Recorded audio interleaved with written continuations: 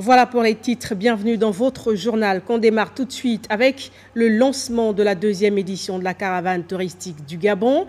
L'initiative gouvernementale vise à promouvoir le tourisme intérieur, à stimuler l'économie locale et valoriser les richesses culturelles et naturelles. Le deuxième rendez-vous qui conforte le premier avec de nouveaux circuits et des innovations qui vont ravir les visiteurs a été pris ce 16 juillet en présence du ministre du Tourisme durable et de l'artisanat devant Arnaud Monza de notre rédaction. Je déclare aujourd'hui ouverte la deuxième édition de la caravane touristique du Gabon. Coup d'envoi officiel de la deuxième édition de la caravane touristique du Gabon qui cette année présente certaines innovations. L'intégration de deux nouveaux circuits touristiques à notre offre. L'un avec la province du Wollintem, l'autre avec la province de l'Ogooué-Maritime.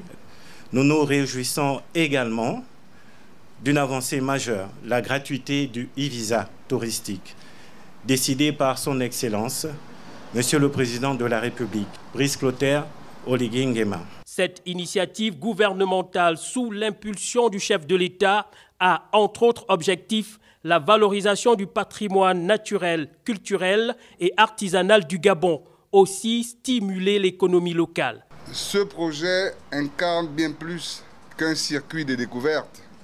J'ai envie de dire c'est un symbole de volonté de réconcilier les Gabonais avec leur territoire, de valoriser nos richesses locales et de partager l'âme du Gabon avec le monde. La caravane touristique, c'est aussi un voyage vers nous-mêmes. C'est une invitation à regarder notre pays autrement. Il s'ensuit la visite des camions safari qui, au titre d'autres véhicules, assureront le transport des caravaniers. Il est équipé de caméras et d'écrans et plus d'une vingtaine de places. La délégation a également fait le tour des stands ornés des produits locaux. La caravane touristique prévoit plusieurs itinéraires, dont 5 sont inédits.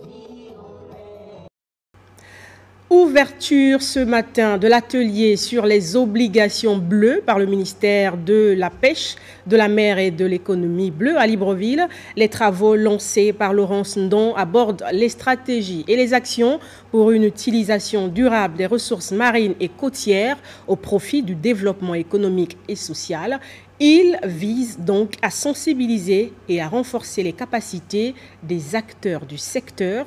On fait le point avec Léa Bifane et Pierre Claverilla.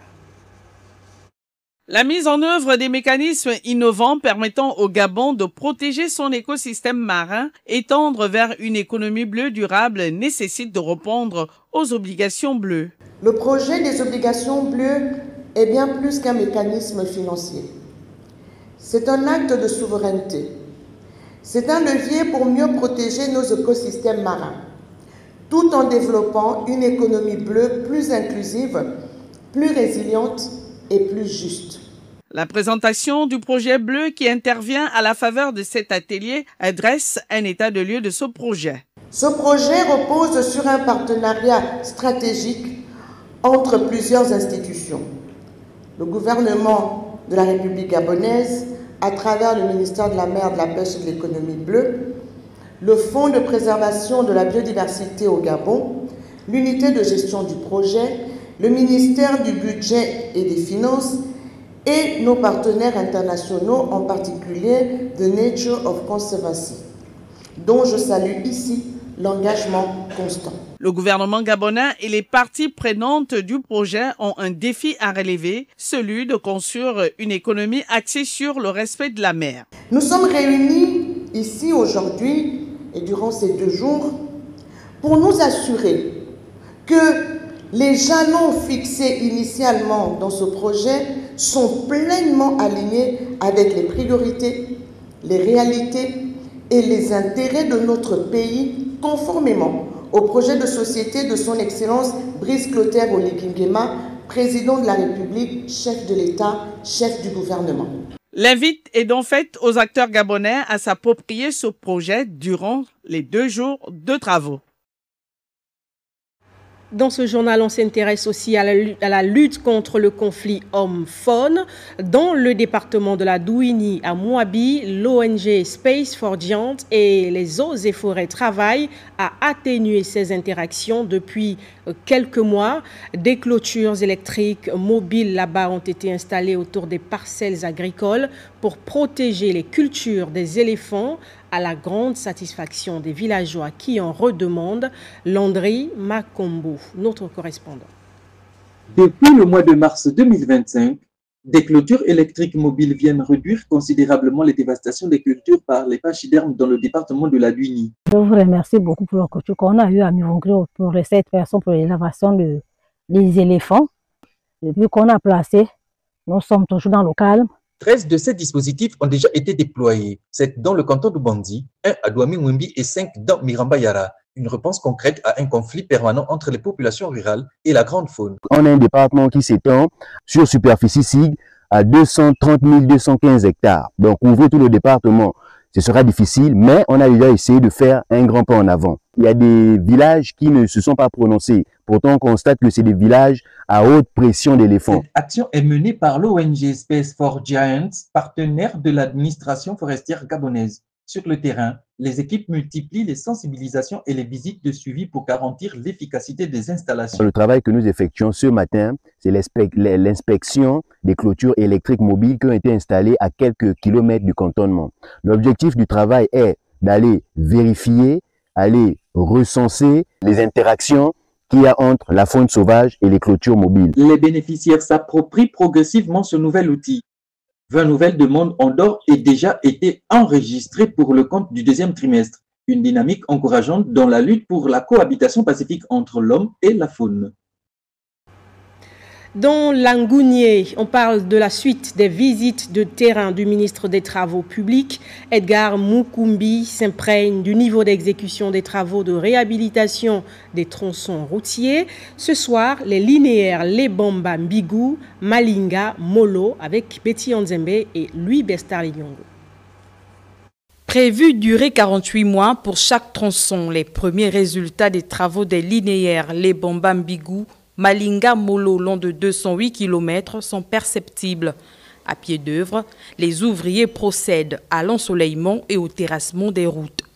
Pour ces projets, voilà, il faut se dire que ce sont 2 fois une voie, voilà, de 3,5 mètres pour chacune des voies, avec des accotements de part et d'autre d'1,5 mètre. Nous prévoyons environ 1600 emplois. Au cours de la visite, le convoi marque un arrêt, faute d'un arbre qui obstruait la voie tombée lors des travaux. C'est bon, c'est bon.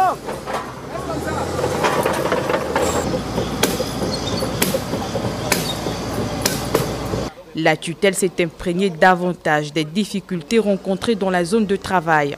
C'est un chantier avec beaucoup de défis. Le relief n'est pas facile. C'est vraiment, on va dire, un relief très montagneux et avec un sol végétal très fragile, donc de l'argile. Ce qui nous rassure, c'est que les matériaux, ils l'ont trouvé, que ce soit la latérite, que ce soit effectivement ce qui devrait pouvoir être utilisé en termes donc, de concassage. Ils ont déjà trouvé donc la carrière. Si l'entreprise Ebomaf se charge de la construction des routes, le roi des chantiers, par contre, s'occupe des travaux connexes. Site Macognon, nous avons commencé le chantier de 40 villas. Actuellement, nous sommes à 5 villas, déjà, on va dire, sortir de terre. La station communautaire en cours d'exécution. En plus des logements et la station communautaire, nous avons le centre de santé ici, qui a démarré cette semaine même, début cette semaine. Nous avons démarré avec le bâtiment Aknamges et le bâtiment Urgence. Nous avons le stade qui est en cours de réalisation du marché. Mbigou, le membre du gouvernement, a rencontré des agents de la subdivision qui est progressivement rééquipée. On reste à l'intérieur du pays avec cette activité du ministre de la Santé. Le professeur Adrien Mogougou a visité le centre hospitalier régional de Makokou en pleine réhabilitation. Le membre du gouvernement a aussi voulu rassurer le personnel sur l'arrivée future des équipements devant permettre à cette unité sanitaire d'être rapidement opérationnelle. Lariska Lor Mamengi Osaga et Bertin Osaga. Le centre hospitalier régional de Makokou, qui subit depuis plusieurs mois des travaux de réhabilitation et d'extension, est en phase de tenir ses promesses en matière d'accès aux soins de qualité.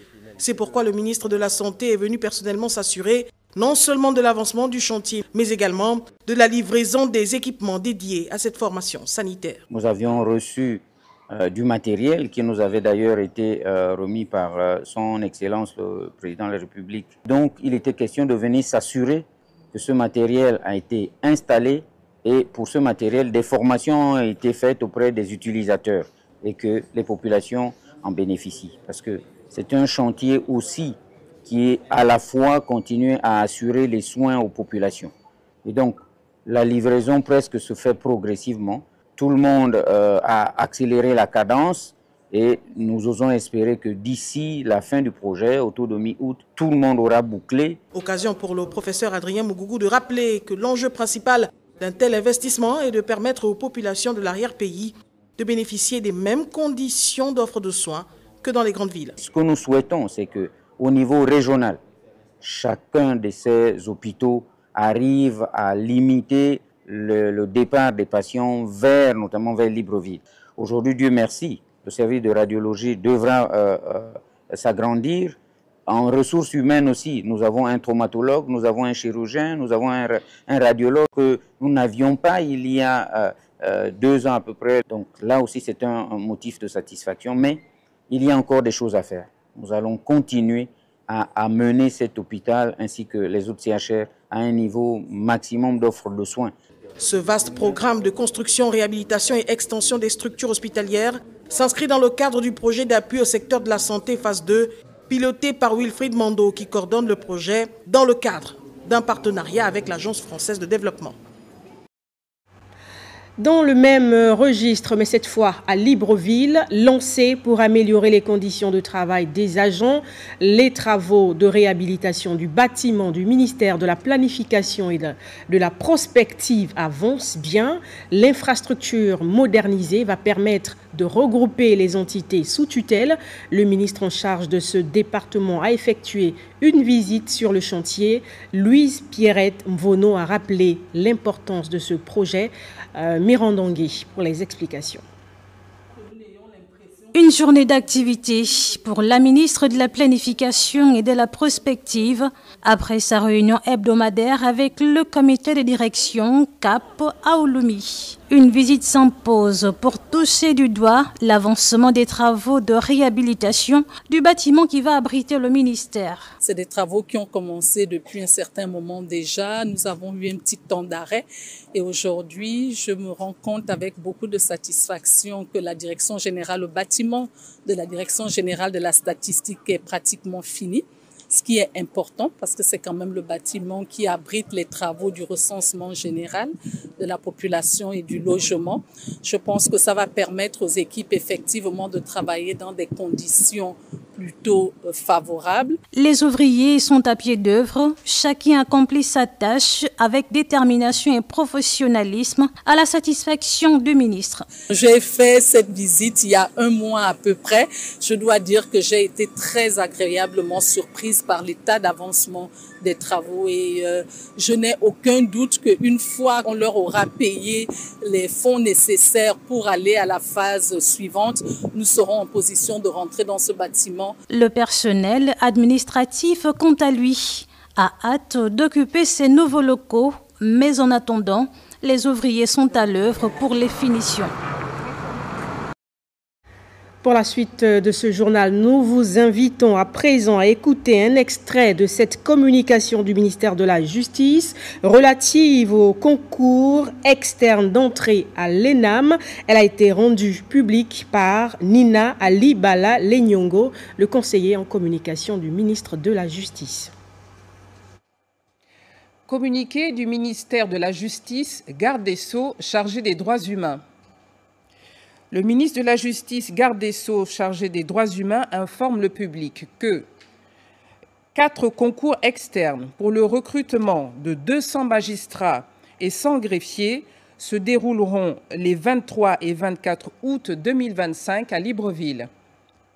Ces 4 concours s'adressent aux candidats de nationalité gabonaise, âgés de 33 ans au plus à la date du concours et titulaires 2 pour les magistrats d'un master, d'un diplôme ou d'un titre équivalent dans les disciplines juridiques, économiques ou financières, droit privé, droit public, économie, gestion financière ou comptabilité. Pour les conseillers de greffe, d'un master, d'un diplôme ou d'un titre équivalent dans les disciplines juridiques. Pour les conseillers adjoints de greffe, d'une licence, d'un diplôme ou d'un titre équivalent dans les disciplines juridiques. Pour les greffiers principaux, d'un baccalauréat, d'un diplôme ou d'un titre équivalent. Une communication du ministère de la Justice relative aux différents concours externes d'entrée à l'ENAM que vous pourrez suivre dans nos programmes de la soirée. La note triste de ce journal, les autorités gabonaises du football se sont rendues au domicile de Kevin Klein Bakogo, l'attaquant disparu de Vautour Club, pour témoigner leur soutien et partager la douleur de la famille avant le dernier hommage demain à Libreville. Raissa Lormeza Mendong et Arnaud Mungui pour le compte-rendu.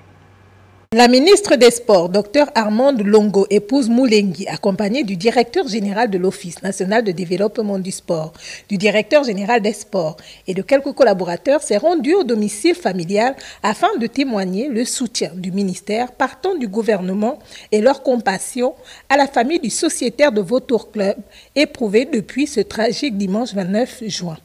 La ministre a exprimé sa compassion à la maman du jeune attaquant qu'elle a eu l'occasion de voir évoluer durant la rencontre de la dernière journée du National Foot qui opposait le club de la police au stade de Mondji.